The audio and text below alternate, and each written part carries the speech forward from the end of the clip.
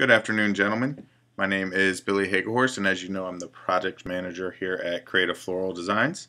And this presentation will be on web analytics and reporting and how it can increase our bottom line overall and increase our online sales immediately.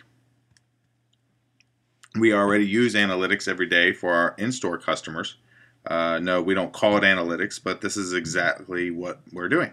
We pay attention to busy times for foot traffic. We utilize storeroom space that customers gravitate toward, like our front window, and we ask every customer where they heard about us. We staff properly now for our in-store for peak hours. We utilize certain areas. Like for the compulsive buyer, we put things next to the register. We put featured items here, as you can see at the bottom, one of the displays as you walk in. And so it's the first thing you see when you come in, first thing you see, last thing you see on your way out. We utilize this space to sell. The same concept could be used online to increase sales, just like we do in store. How do we learn this information? Well, some of the same practices that we use in store we can use online. And how do we track that? We can't physically see the customers walking through our store. Well, there are numbers that are used in Google Analytics and countless other software programs that can tell us exactly what's going on with our customers in our online store. These are the same concepts. Again, it's the same. The questions are the same: when, where, who, why. Web analysis sounds a little techy, but the concepts are older than the invention of the first computer and have been around since before this company was ever even started. So the main thing is that it's not that complicated. The numbers do look a little scary and intimidating at times until you actually learn how to read them and get the story out of them. Again, we can use them to improve the bottom line. We can use them to improve the layout. Check for peak online hours, see what the popular pages are, the time spent on people are spending on the site, what kind of device they're using, which I'll show you an example of here, how important that is. Are they using a cell phone, a tablet, a mobile device, or are they looking at us on a desktop from their home or at work? When are they coming? When are they going? Reading this story and getting all this information, this is what 90% of analytics is: the human interaction, the interpreting the story, interpreting the numbers, and to read to tell the story, and then reacting to it, making the necessary changes of what this story is actually telling us. Just as a small example, I'll show you how I can tell that a very large percentage of our visitors are finding us on mobile devices. You can see here, this is for one period, this scale here and all these numbers. And the main thing is that what it's showing is that we have a low mobile conversion.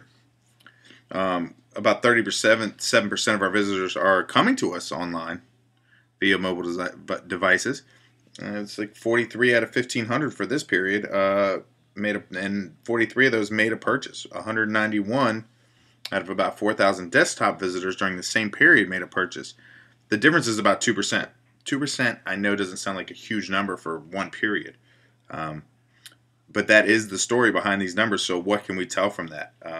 Well, the main thing is that there's a good chance our desktop, people looking at us on desktops at our main website, it's easier for them to navigate, easier for them to read all that text and all those images. We have a lot of images and a lot of information, especially our checkout page requires a lot of input from the consumer. So imagine doing that on a small cell phone, trying to pick a product, an image. They might accidentally hit the wrong image because they're so small. I mean, half of the images on when displayed mobily are the size of a fingertip. They could get very frustrated, especially during the checkout process with all those forms, putting in a name, address, phone number, delivery information. They could get very frustrated and just leave the site. What does the increase of 2% add up to? Well, if I add 2% to that 43 out of 1,500, I come up to about 73 purchases. And if I do it at the average of $78, as you see here, That's about $5,700 a period. It's a 70% increase for mobile users. To put a little perspective on these numbers, we're looking at an additional $28,000 a year for one simple piece of data I retrieve from Web Analytics in just a short period of time. That's an astounding amount of money for just such a small change. There are countless numbers of changes that we could make, and that the story that these numbers are actually telling us. Um, Imagine the increase on our bottom line that will be gained if we utilize this important information for all facets of online consumer behavior. I can prove to you that most of our purchases in the last 24 hours, as you see here on this data, um, these purchases, these are our bargain products.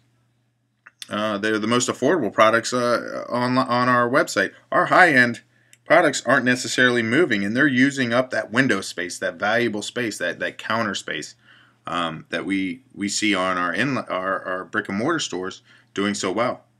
And again, this isn't a 24-hour period, and we probably are wasting that space. It would better be utilized if we used it for discount items, sale of the day, item of the day, or another economical deal of sort, because these analytics are telling us what our customers want that are shopping online. The in-store customer may want something different, but this is what we're seeing from these numbers. These examples, they're only a few small bits of information and only scratch the surface. I can continue to show you countless examples of how we can really get to know our online customers with analytics, but you clearly understand that this is not a new concept, and it's not as difficult as it may seem at first. It's just reading the numbers, but again, 10% of it. The other 90% takes human interaction. It takes action and interpretation of the story. We can significantly add to our bottom line by simply allocating web analytics as a responsibility and a position in our sales department. I say sales department because it's a revenue generating position. With the right person, with the right candidate, we can create a position that increases revenue, reduces costs, and improves customer satisfaction and loyalty. That's a top priority here at Creative Floral Designs. This position, it's a necessity to increase online profits right now. And as you see here with this picture of this cubicle we have, looks like this is somebody's lunchroom possibly. It costs money to run that light, to turn that computer on. Guess how much money that cubicle generated last period? Zero, gentlemen. I've just shown you in just a few short examples of the average salary in this area of $28,000 to $34,000 in just a few small examples. So it's time to act on it, gentlemen, and look at this example right here. This space is costing us money. We could have someone in this position, in this cubicle, making us money, reducing costs, and improving customer satisfaction and loyalty. Thank you for your time, gentlemen. Have a good day.